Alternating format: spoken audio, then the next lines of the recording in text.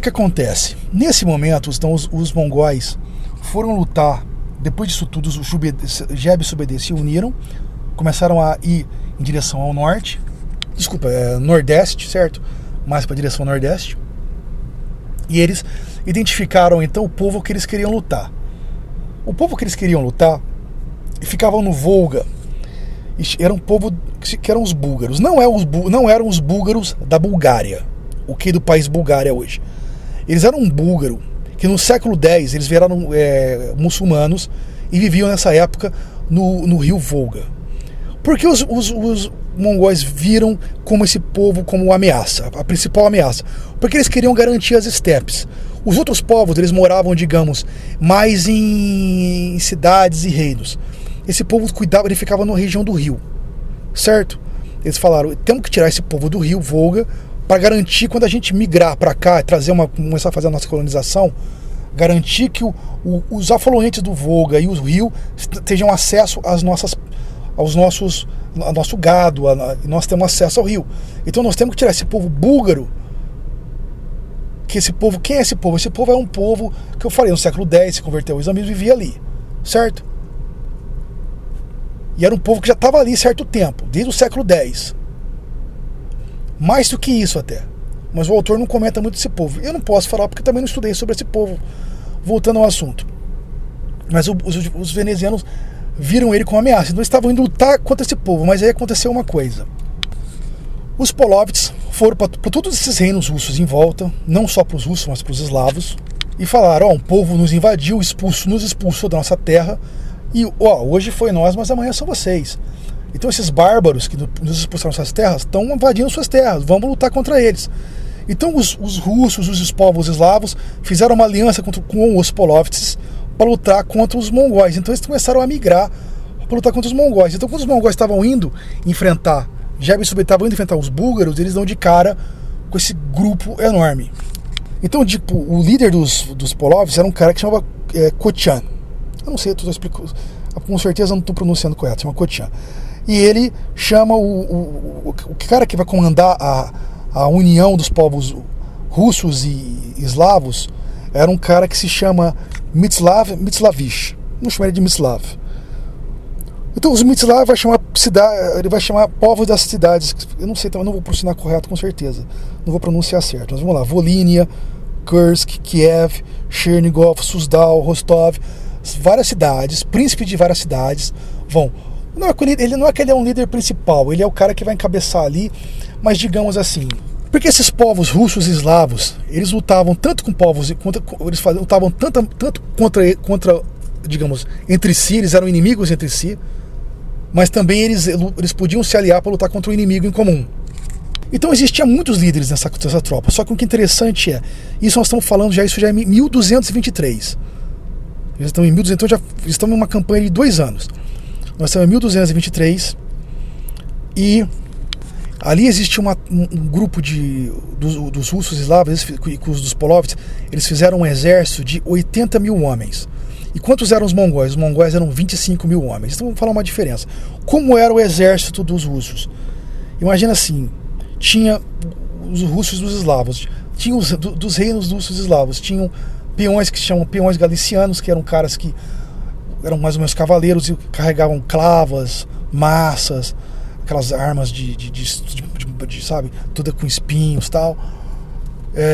Alguns com espada. Tinham os cavaleiros, aqueles com aquele elmo cônico enorme, certo? Bem grande, aqueles cavalos europeus enormes, com aquelas lanças enormes, sabe? E tinha os cavaleiros Polovets. E os exércitos mongóis, você já sabe como é que é.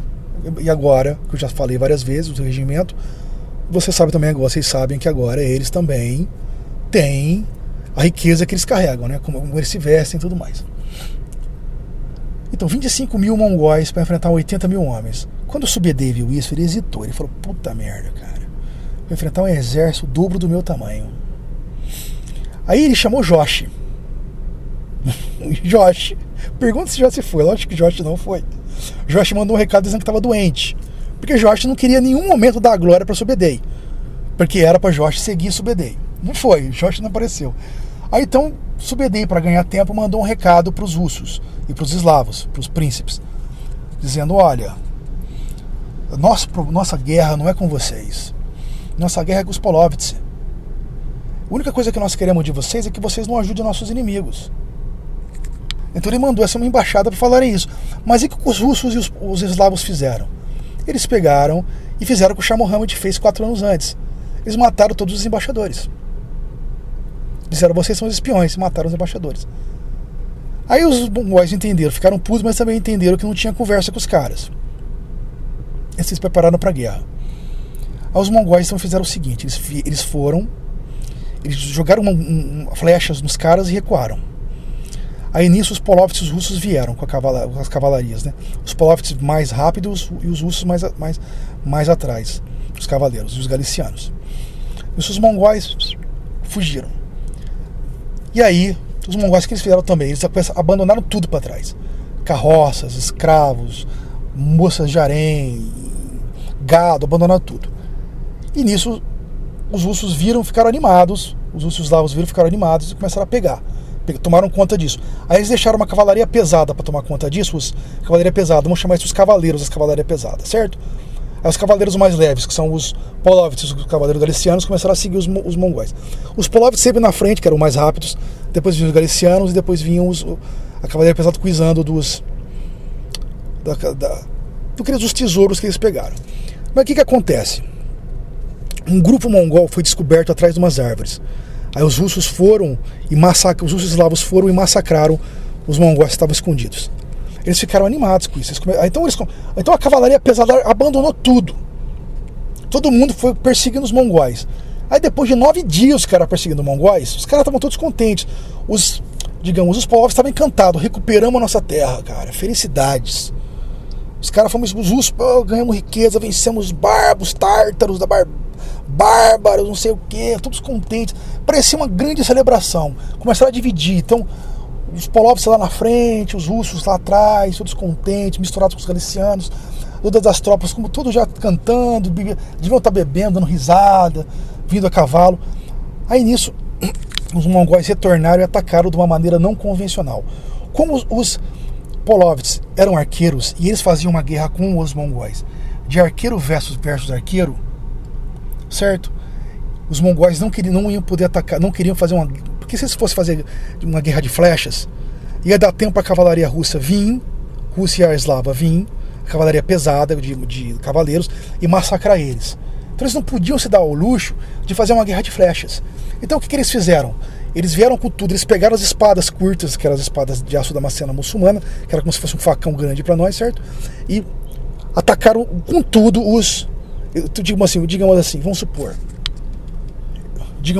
como se eles tivessem saído de trás de árvores, mas não diz isso, tá ligado? A gente não sabe como é que foi. O que a gente sabe é que os Polovets não viram acontecer, eles não esperavam que fosse acontecer isso. Os mongóis vieram do nada, com espadas curtas, e atacaram os mongóis vieram com tudo, com espada curta, e atacaram os Polovets. Isso morreu vários Polovets, eles não estavam esperando esse ataque, não deu tempo para eles se armarem, eles fugiram. Então, cara, do nada assim, pegou os caras de surpresa. Aí a cavalaria russa pesada, russa e eslava, vinha todos aqueles cavaleiros junto com os galicianos, certo? Aqueles cavaleiros com armaduras pesadas e tudo mais. Aí os mongóis, eles não foram enfrentar com a espada curta, eles pegaram, armaram os arcos e a flecha e começaram a fazer alvo nos caras, sabe? Deu tempo para eles fazerem isso, porque existia quilômetros de diferença entre um e outro. Com certeza os Polovets, quando eles estavam voltando, os que estavam voltando e fugindo, falaram: nos atacaram com espadas. Aí os caras ficaram contentes: que maravilha, vamos massacrar eles, porque eles não vão ter chance. Eles não vão ter chance com a gente agora. Aí eles foram todos contentes com as suas lanças, espadas longas e tal. Aí sim os mongóis fizeram alvo com os carcos e atacaram neles. Aí foi um grande massacre. Foi um grande massacre que muitos russos desceram uma vala e ali também foram alvejados. Aí digamos, aí os russos fugiram, todo o exército russo fugiu, bateu em debandada. Os que estavam mais longe, que estavam com as carroças deles, os vagões, começaram a entrar em debandada. Digamos assim, foram dias de fuga e perseguição que os mongóis fizeram um arraso. Então nesse ataque morreu 6 príncipes russos eslavos e 70 nobres. Aí outros nobres e poucos príncipes se renderam. Bom, eles se renderam e apelaram para os mongóis não derramarem o sangue deles como os nobres. Os mongóis, não. Nós não derramamos sangue de nobres. Não se preocupe, nós vamos tratar vocês como tratamos os nossos nobres. Os nossos nobres, nós não derramamos sangue. Mas eles matam, certo? Aí eles se prepararam lá, então tá. Esses caras que eles fizeram, eles mataram nossos embaixadores e muitos mongóis morreram nessas batalhas. Então vamos matá-los assim, sem derramamento de sangue. Então o que os Jeb e Subedei fizeram? Eles colocaram todos esses caras deitados no chão, sem armadura, sem nada, deitados no chão, sabe? Com poucas roupas, claro, deitados no chão, barriga para baixo, deitados no chão, como se fossem abraçados. Prepararam, construíram uma estrutura bem grande e aí deitaram eles. Aí colocaram a estrutura em cima deles. E aí todos os mongóis subiram na estrutura para comemorar a vitória. Então os príncipes e os nobres foram massacrados embaixo dessa estrutura onde os mongóis celebravam a vitória. Daí depois dessa grande vitória que eles tiveram, eles foram enfrentar esses búlgaros do Volga. Aí Joshi resolveu aparecer. Joshi apareceu nesse momento com as tropas dele. Aí as 6 tropas de Jeb, Subedei e Joshi estavam juntos, então eles migraram, foram lutar contra os búlgaros do Volga. Não há relatos sobre isso, certo? Porque esses búlgaros do Volga, eles também não eram um povo que tinha escrita, não estavam desenvolvidos, não era um reino. Então o que a gente sabe é o seguinte: os búlgaros do Volga, eles tinham 2 cidades principais, uma que chama Bulgar e outra que chama Suvar, certo? E o que a gente sabe também é que foi uma das maiores derrotas em grande escala que os mongóis tiveram. Foi a primeira grande derrota em larga escala, porque já tiveram outras derrotas em várias batalhas, mas foi a primeira derrota em grande escala. Mas foi um erro que o Subedei fez. Apesar do Subedei ser um gênio militar, com certeza demonstrou ao longo de toda essa campanha, porque se você pegar toda essa história, você vai ouvir Subedei do começo até aqui, ele foi um cara que só teve vitórias, ele e o Jeb. Os dois só tiveram vitórias, mas eles fizeram uma grande cagada. Em vez de eles irem e enfrentar esse povo búlgaro do Volga, primeiro eles desceram, enfrentaram a Geórgia, foram até Bagdá, subiram, enfrentaram todo o exército russo e eslavo, venceram o exército russo e eslavo, para depois enfrentar os inimigos que eles queriam. Ou seja, eles não deveriam nem ter ido enfrentar esses búlgaros, eles deveriam ter ido embora. Mas enfim, eles perderam a batalha e voltaram. Só que antes deles voltarem, eles deixaram espiões na terra. Eles falaram, olha, que eles já tinham um grupo de espionagens. Digamos assim, não uma espionagem como a gente conhece hoje. O que é um espião daquela época? Eles colocavam os caras, o cara ele era, com certeza tinha facilidade em aprender línguas de outros povos. Muitos não deviam nem ser mongóis, deviam ser quitãs e tangutos, talvez até muçulmanos, provavelmente muçulmanos, que eram mais parecidos com o europeu, mais de traços europeu. E falaram pro cara, você vai, fala que você é do povo tal aí, que você foi atacado pelos mongóis, e você fica aqui na região. E durante esses anos, nós vamos voltar no futuro.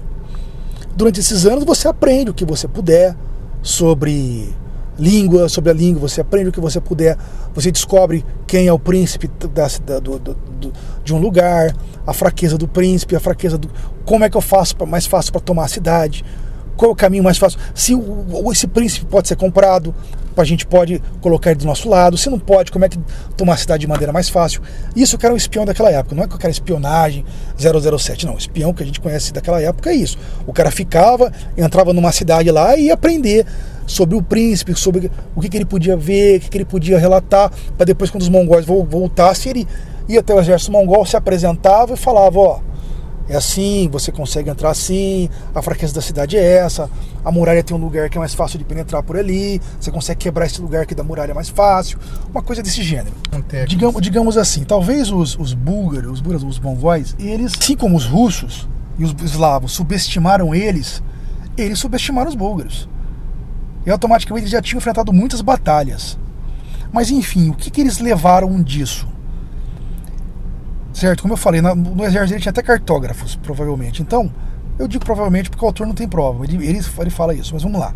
Então eles descobriram conhecimento da terra, quem eram os povos, as tribos das fronteiras que tinham lá, os recursos, forças, uma força de oposição. Por isso também que eles ficaram lá, os espiões, para saber que príncipe era inimigo do outro príncipe, para eles poderem usar isso contra, sabe, um contra o outro, mais ou menos. Eles conseguiram todos esses recursos e eles foram embora e voltaram lá para onde estava Gengis Khan. Então o Gengis Khan, ele retornou para a Mongólia em 1224. Retornou vitorioso do Quaresma. Nessa época também retornaram com ele Subedei, começaram a retornar Jeb, chegaram mais ou menos nessa época. E aí o que acontece? Lembra que então agora vamos falar dos Tangutos. Lembra que contei os Tangutos lá atrás, que quando o Gengis Khan estava indo para a guerra com o Quaresma, ele mandou chamar o imperador Tanguto e falou: você é minha mão direita, você disse que essa é minha mão direita, cavalga comigo contra meus inimigos no oeste, seja a minha mão direita. Aí o general comandante lá, que é do rei, que se chamava, não sei se era Acha ou Achan, vou chamar ele de Achan. O Achan, acho que é Acha, não baixa, disse pro Gengis não mandou isso pros mensageiros, vou dizer pro Gengis: ora, mas se o Gengis está tão fraco, por que eles deu o trabalho de virar Khan?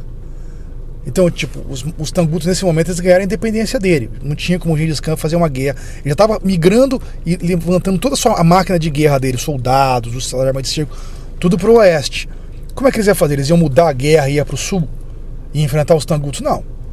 Então o que ele falou: se os céus me der a oportunidade, eu vou acertar as contas com eles no futuro. Então agora é hora do acerto de contas.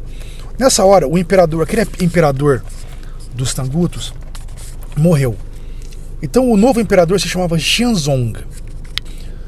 E Xianzong, ele entendeu que Gengis Khan voltou vitorioso e que podia fazer um acerto de contas com ele. Então o que o Xianzong fez? Ele primeiro mandou mensageiros. Então o Xianzong mandou dizer para o Gengis Khan, que ele reconhecia, que ele queria reconhecer o erro do antecessor dele, que ele é o novo imperador, então ele não tinha culpa do que aconteceu 5 anos antes. Então ele estava dando a entender para Gengis Khan que ele seria reconhecer e ele iria ser um estado, colocar os Xixa como estado vassalo. Então assim, o que está acontecendo nesse momento?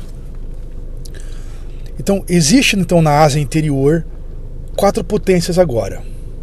Existe os Xixa, os Tangutos, existe o Jin, Juchen, existe o Song no sul, que são os chineses, e existe os mongóis, que estão disputando pelo poder. Então, digamos assim, tinha outra coisa.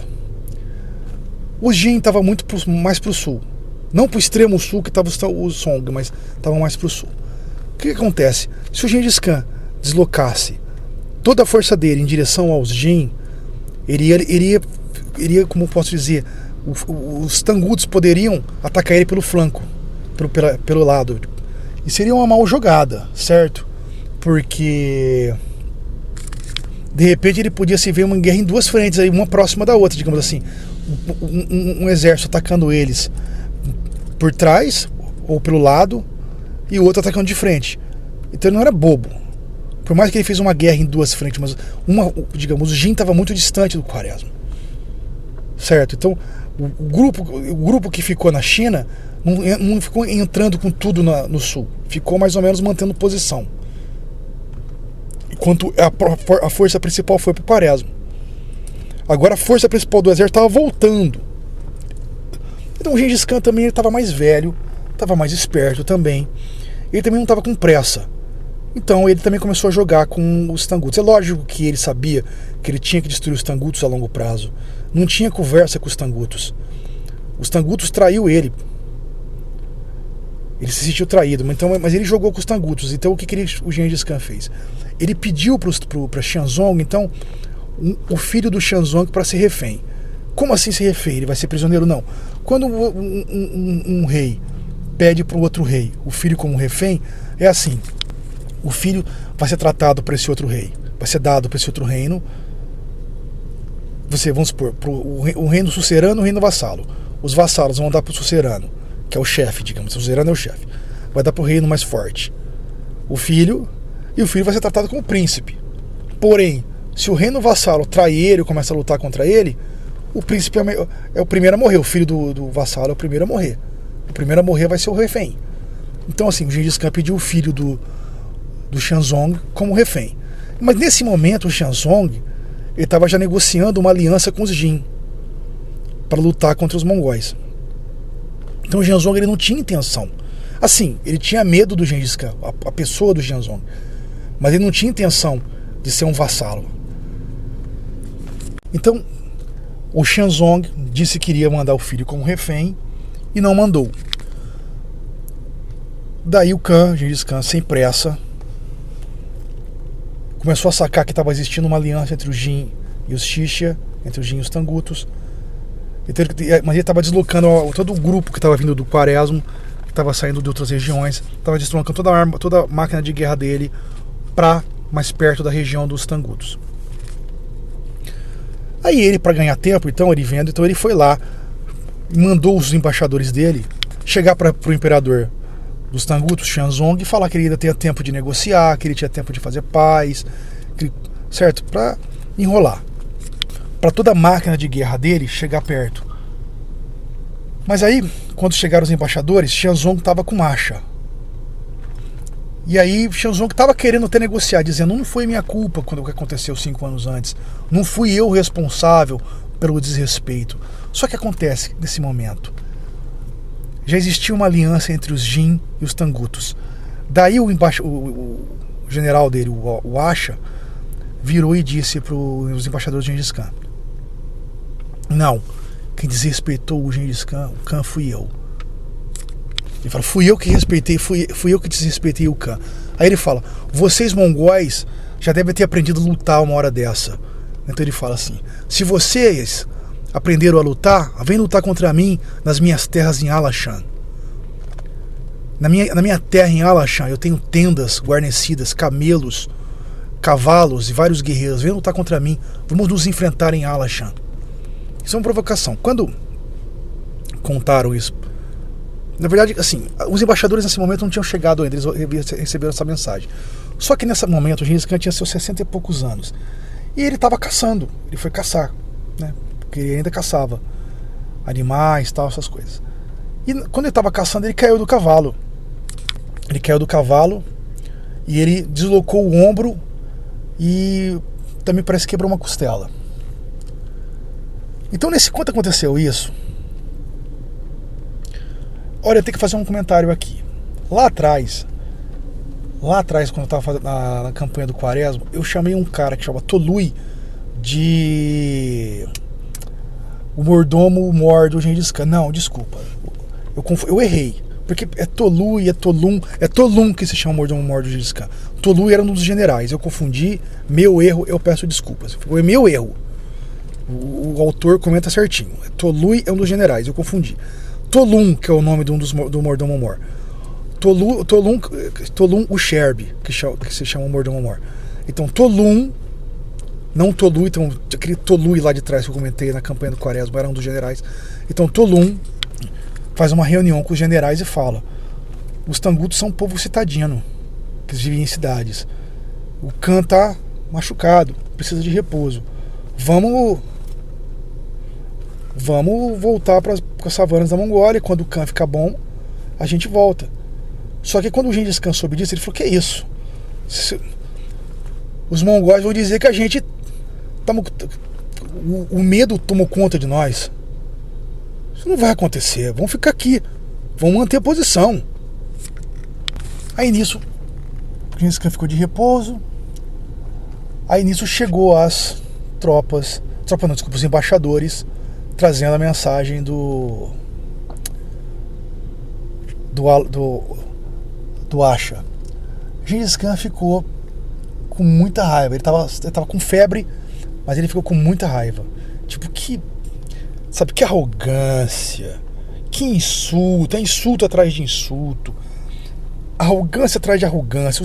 Os Tangutos nasceram para ser escravos mesmo, não tem negócios com eles mesmo. O que acontece aqui é o seguinte: não existia uma regra na Eurásia que era a seguinte: se um reino ia lutar contra outro reino, tinha que ser estabelecidos as regras de batalha. Você sabia onde estava o exército inimigo, vocês dois iam lutar num combate leal. Essas eram as regras da Eurásia, desde o começo dos tempos. Certo? Então Acha achava que essas regras da Eurásia, quando ele deu as regras da Eurásia pro Gengis Khan, ele achava que os mongóis iam num combate leal enfrentar eles na terra de Alashan. E onde ficava Alashan? Alashan era uma terra mais ou menos, porque a terra dos Tangutos era uma terra assim, era uma terra de deserto e oásis, perto do Rio Amarelo e montanhas. Então, digamos assim, eles faziam todo um sistema de irrigação, com canais de irrigação. Então essa terra Alashan, ela ficava entre, como se fosse um V, sabe? Ficava de um lado ficava Vuvei, digamos, mais para oeste, mais para leste, para o sul ficava Yinchuan, e mais para o norte ficava Alashan.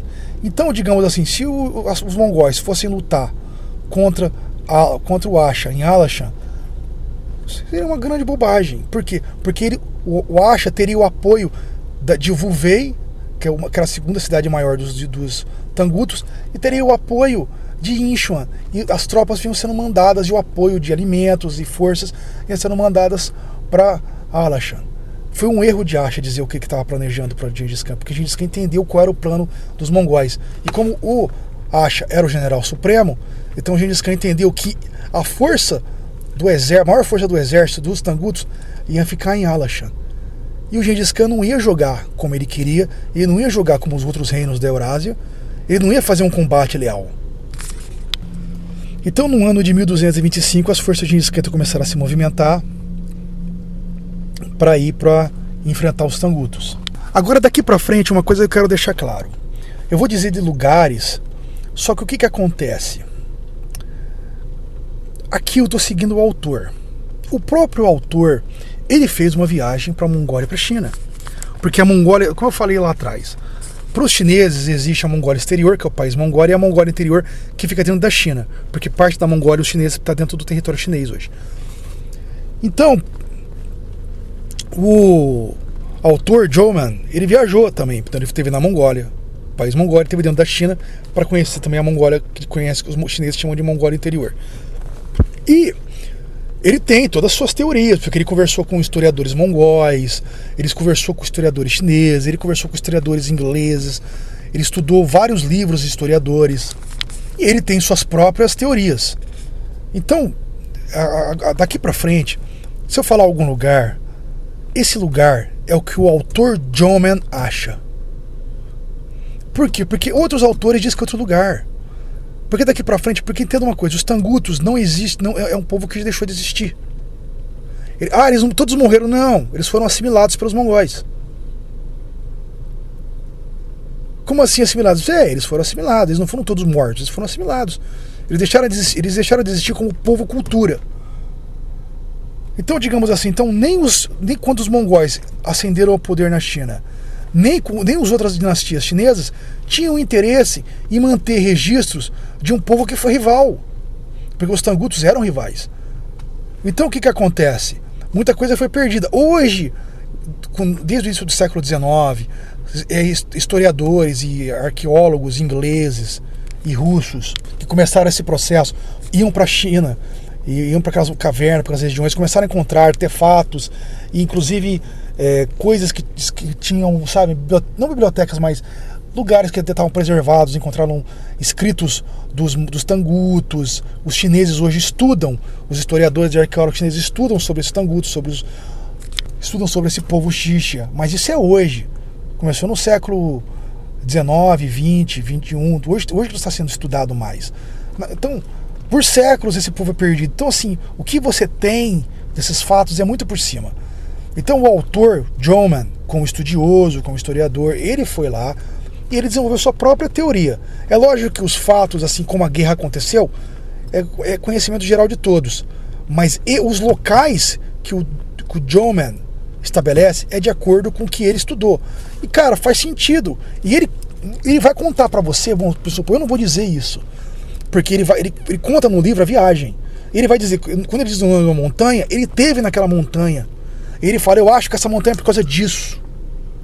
Quando ele fala uma região, ele teve naquela região, ele viajou para lá e conversou com outros historiadores e tal. Então eu acho que essa região que aconteceu isso por causa disso. Então ele dá, como eu falei, ele dá todo um itinerário de viagem. É legal, cara. Por exemplo, ele conta, por exemplo, sobre os parques florestais da China que ele teve lá, como foi a viagem. quem curte ler um diário de viagem, vale a pena ler esse livro, porque também tem um diário de viagem. Então vamos retomar então aqui.